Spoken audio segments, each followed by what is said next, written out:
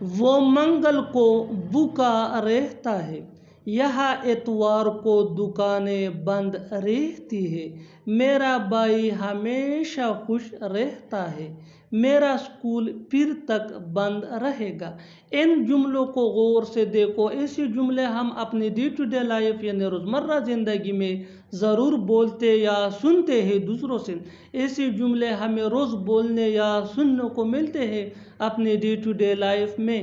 ان جملوں کے لیے انگلش کا یہ اسٹرکچر یوز ہوتا ہے: let me explain, subject plus helping ورب جس کو آگزیلری ورب بھی کہا جاتا ہے، یہ سبجیکٹ یا ٹینس کے مطابق ہوتا ہے، پلس ریمین یہ مین ورب ہے اور یہ ٹینس یا سبجیکٹ کے مطابق چینج بھی ہو سکتا ہے، plus adjective plus other word.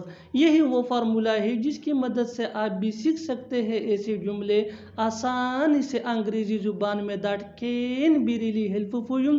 آگے ڈیٹیل سے سمجھاتا ہوں مثالوں سے۔ Here are some examples for better understanding, so make sure to watch this video till to end۔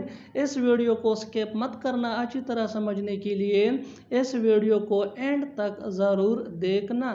وہ منگل کو بھوکا رہتا ہے، he remains hungry on Tuesday۔ he remains hungry on Tuesday۔ بالکل فارمولے کو ہم نے فالو کیا۔ Next example for better understanding, یہاں اتوار کو دکانیں بند رہتی ہیں۔ The shops remain closed here on Sunday۔ The shops remain closed here on Sunday۔ One more example، میرا بھائی ہمیشہ خوش رہتا ہے۔ My brother always remains happy۔